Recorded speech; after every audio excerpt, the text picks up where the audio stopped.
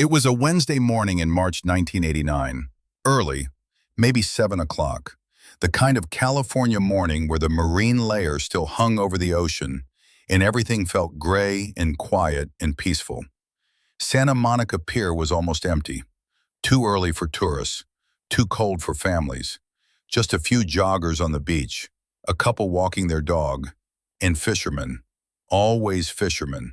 They came early, before the sun burned through, before the crowds arrived, before the day got complicated.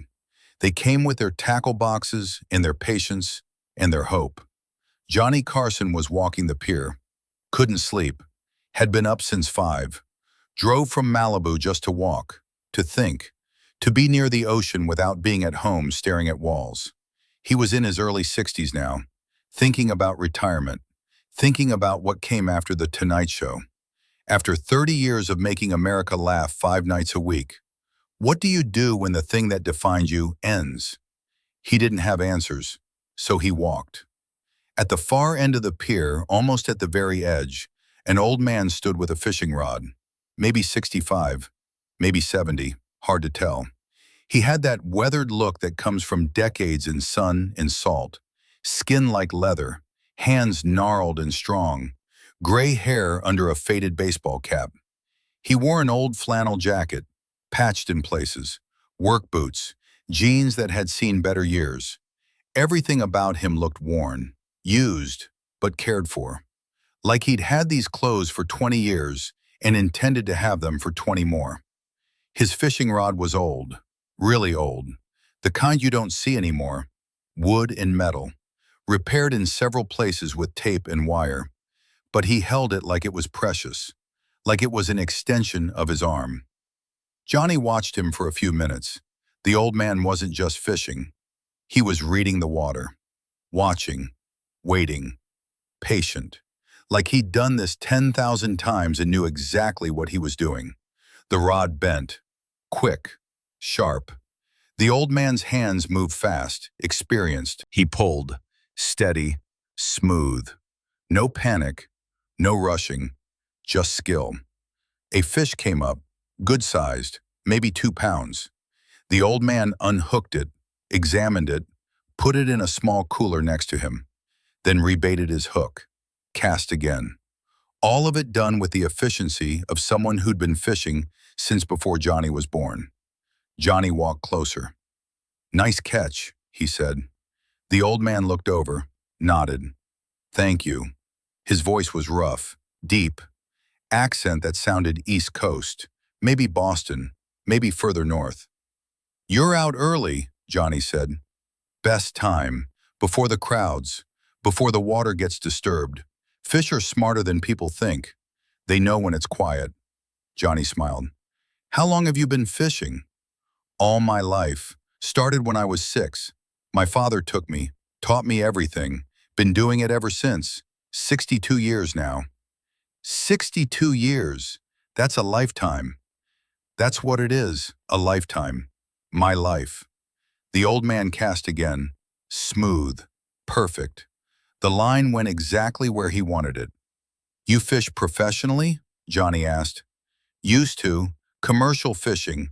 Boats out of San Pedro. Did that for 40 years. But I'm too old now. Can't work the boats anymore. So I fish here, sell what I catch to a few restaurants, make enough to get by." "That's how you live? Selling what you catch here?" The old man looked at him, really looked. "It's enough. I don't need much. Got a small place, pay rent, buy food. That's all I need." "What's your name?" "Frank. Frank Sullivan." "I'm Johnny." "Nice to meet you, Johnny." If Frank recognized him, he didn't show it. Maybe he didn't watch television. Maybe he didn't care. Maybe when you've spent 62 years fishing, celebrities don't mean much. "Frank, can I ask you something? Your equipment, it's pretty old." Frank looked at his rod, at his tackle box, at the cooler. "Yeah, it's old, but it works. I take care of it, fix it when it breaks. Been using this rod for 30 years. Don't see a reason to replace it if it still works." "What about a boat? You said you used to fish commercially. Do you have a boat?" Frank's face changed. got sad. Had one, small boat, nothing fancy, but it was mine. Had to sell it 5 years ago. Needed money for. He stopped, cleared his throat. Needed money, so I sold it. Now I just fish from the pier. It's okay. Still fish, still catch. That's what matters. Johnny watched this old man, this fisherman who'd been doing this for 62 years, who'd sold his boat for some reason he didn't want to talk about, who was fishing with equipment that was older than most people's cars, who sold his catch to restaurants just to pay rent. "Frank, you married?" Frank's hands stopped moving. He was quiet for a long moment. "Was. Mary. My wife. 43 years. She died 3 years ago. Cancer. That's why I sold the boat. Medical bills. Tried to save her. Spent everything. Sold everything. Wasn't enough." His voice broke, just a little. Wasn't enough. Johnny felt something tighten in his chest. "I'm sorry." "Me too. She was everything. We didn't have kids, just us. And now it's just me. But I still fish. She always loved that I fished. Said I was peaceful when I came home from the ocean. Said it made me happy. So I keep fishing. For her. For me. Don't know what else to do." The rod bent again. Frank pulled. Another fish. This one bigger, maybe 3 pounds. He unhooked it carefully, put it in the cooler, looked at Johnny. "That's 5 fish this morning. Should get about $30 for these. Enough for a few days." $30 for 5 fish. For hours of standing in the cold. For 62 years of skill and knowledge and patience. Johnny made a decision. "Frank, I need to tell you something. I'm Johnny Carson, from The Tonight Show. Do you know who I am?" Frank looked at him, really looked. "Yeah, I know. Recognized you when you walked up. My Mary used to watch your show. Every night. Said you were funny. Said you seemed like a good man. I'd watch sometimes. With her. After fishing." "Your Mary had good taste." Frank smiled. Small. Sad. "She did. Frank, I want to help you. Not charity, not pity, but help. Because 62 years of fishing deserves better equipment than this. Because a man who sold his boat to try to save his wife deserves to fish from a boat again. Can I help you?" Frank shook his head. "I don't need help. I get by." "I know you get by. But getting by isn't the same as living well. And a fisherman like you, a man who's given his whole life to the ocean, you should have good equipment. You should have a boat, even a small one. You've earned it." "Mr. Carson, I can't accept." "Yes, you can, because I'm not doing this for you to thank me. I'm doing this because it's right.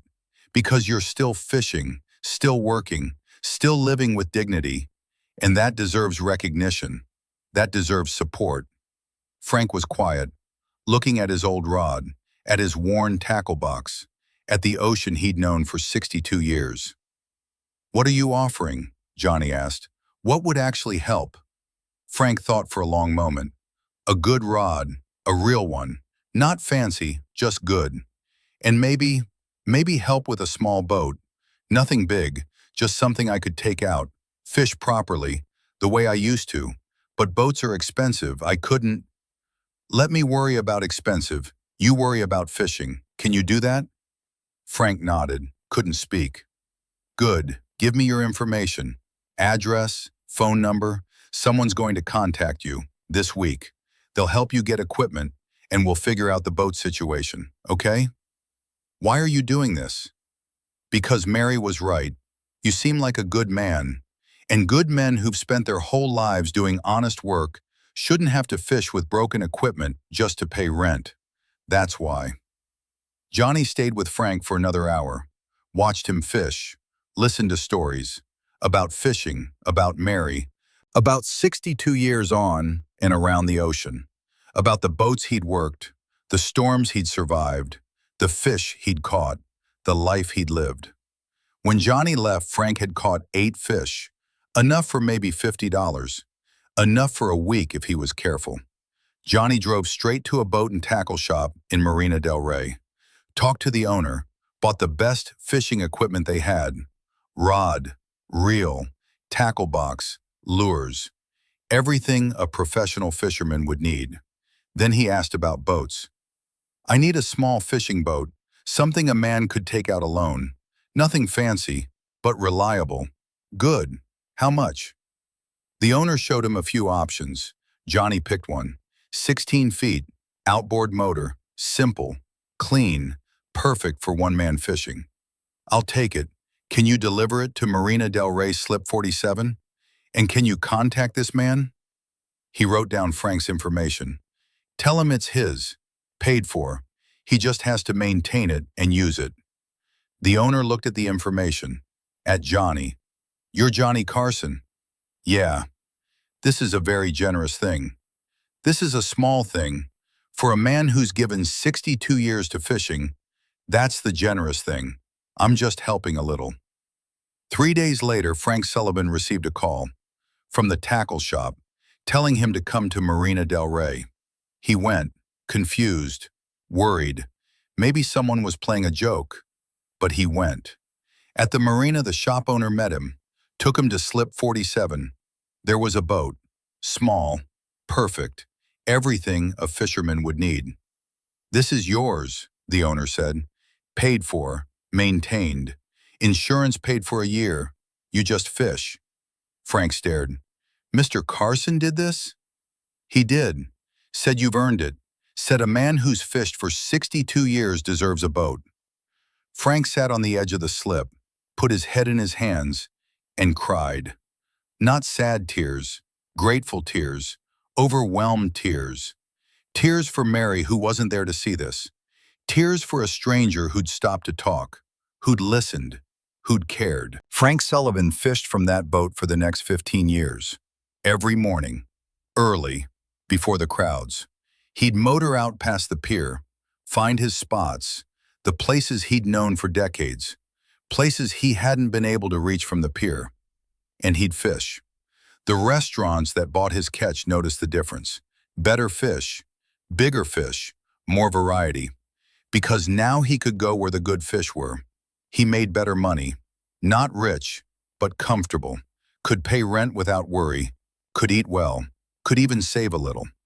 But money wasn't why he fished. He fished because it's what he did, what he'd always done, what he was. And now, with a good boat and good equipment, he could do it right. He could do it the way his father had taught him, the way he'd taught himself over 62 years, with skill, with respect for the ocean, with dignity. Johnny never told anyone about Frank, never mentioned it on his show, never took credit. But he'd drive down to the pier sometimes, early morning, just to watch. He'd see Frank's boat out on the water, moving slowly, methodically, the way a man who knows what he's doing moves. And Johnny would smile, feel satisfied, then drive home. In 2004, Johnny Carson retired from The Tonight Show for good. Frank Sullivan was in the audience for his last show, flew to Burbank. First time he'd left the coast in 20 years. After the show, after everyone left, Frank went backstage. Security tried to stop him, but Johnny saw him. Let him through. They stood there, two old men.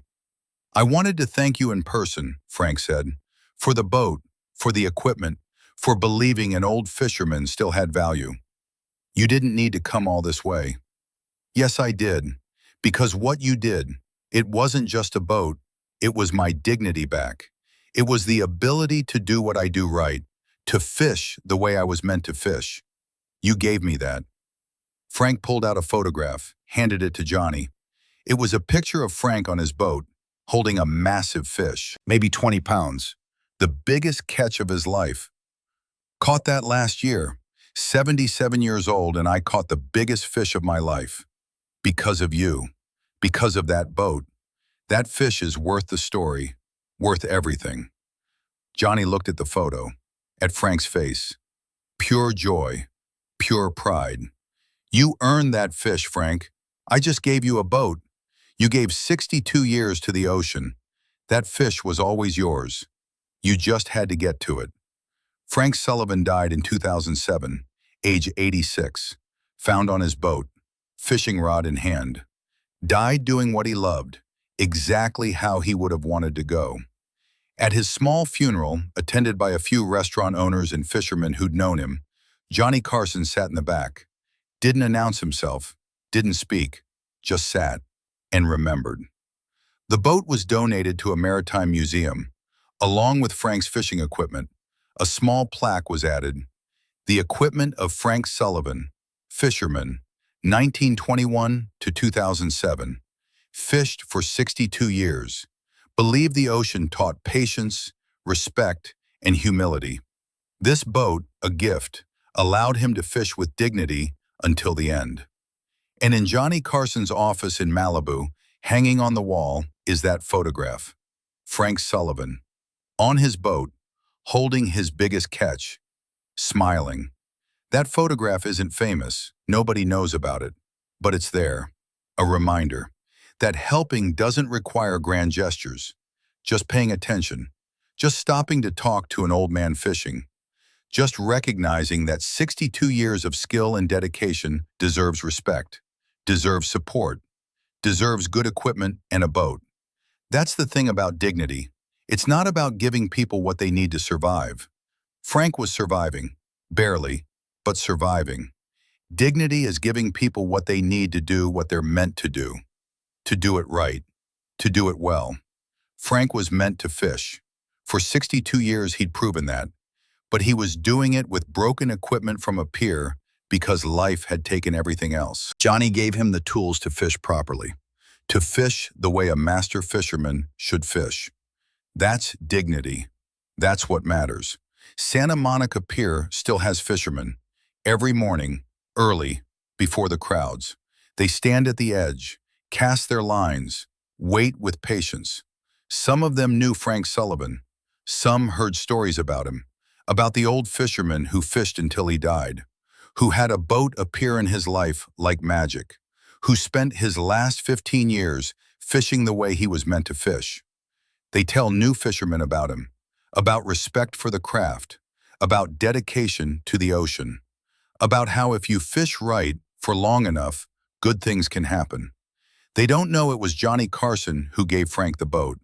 That story stayed private, but they know someone saw Frank, someone recognized his skill, someone helped, and that gives them hope that maybe if they fish long enough, if they learn the ocean, if they dedicate their lives to the craft, maybe someone will see them too. That's Frank Sullivan's legacy. Not just a fisherman who fished for 62 years, but a fisherman who showed that dedication matters, that skill matters, that living your life doing one thing well, with patience and respect and humility, that's enough. That's valuable. That's worthy of recognition. And sometimes, if you're lucky, someone stops, someone talks, someone listens, someone sees, and everything changes. Not because you become rich, not because you become famous, but because you get to do what you love the way it should be done, with good tools, with dignity, with respect. That's what Johnny gave Frank. That's what Frank gave the ocean for 62 years. That's what the ocean gave back.